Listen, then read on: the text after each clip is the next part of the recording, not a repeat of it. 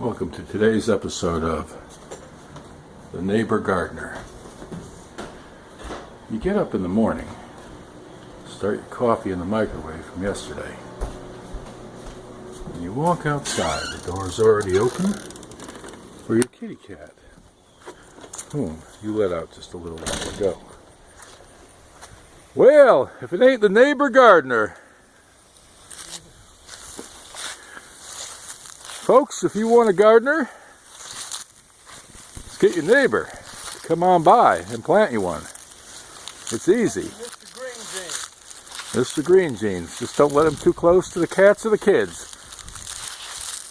Now, you may think this wouldn't work for you, but all you gotta do is knock on your door of the guy or gal that lives next door and say, "Hey, buddy, I got a nice sunny spot on the side of my house. How would you like to grow me some food?" Now, the lazy man knows this. The unlazy man says that wouldn't work. But the lazy man's got other attributes. He doesn't care for cleavage in his church.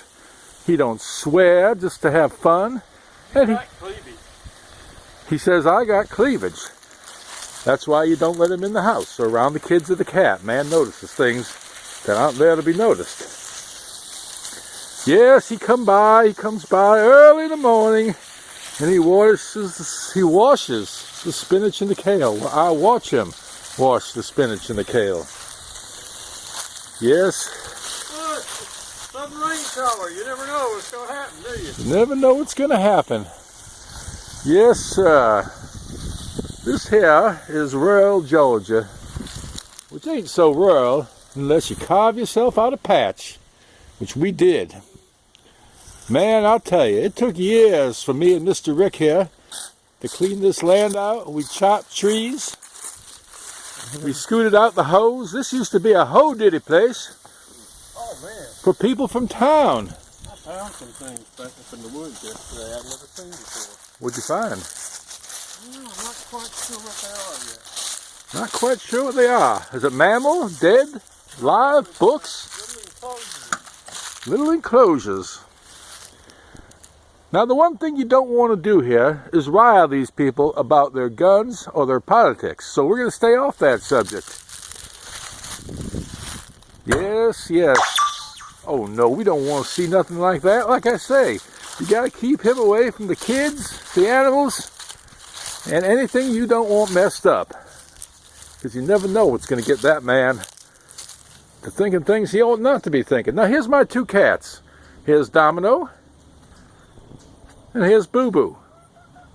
Oh yes, two cats like this couldn't be found finer in Carolina.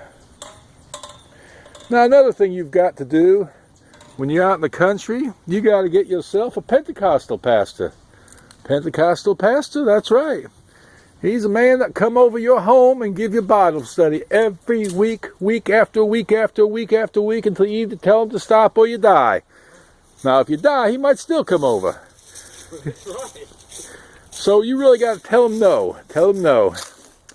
Well, this is Dave Bazan for today's adventure, today's episode of The Neighbor Gardener. Boy, it was cold when I got up. Now it's hot. Well, that's how the weather works, son. It's cold in the morning. It's hot in the afternoon. It is. It got warm quick. Yeah. See, this boy can learn, man. This boy can learn. Yes, sir.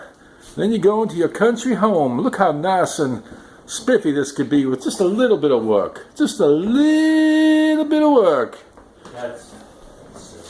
Now this cat loves this man for some reason. Some reason you might not want to really get all the details on. Hey, baby. But he certainly do. He certainly do. If you just watch what he does next, you'll see the proof is in the pudding. Just hope the neighbor gardener ain't in his pudding.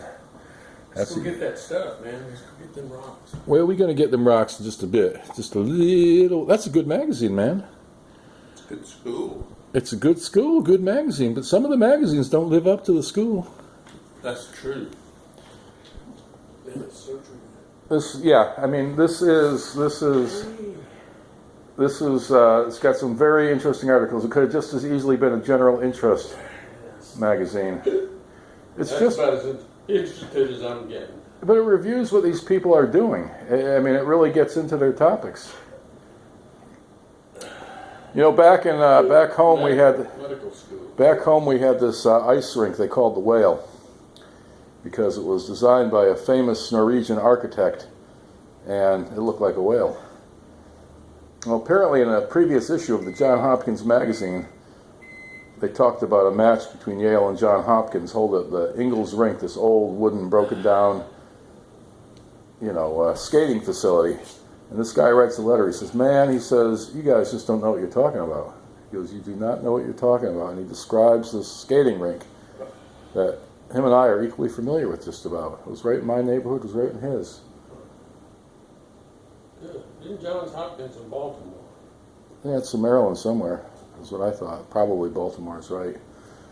Then there's this guy who wrote a book. 2 books came out like this, one just recently, about the hidden peculiar eroticism of Norman Rockwell.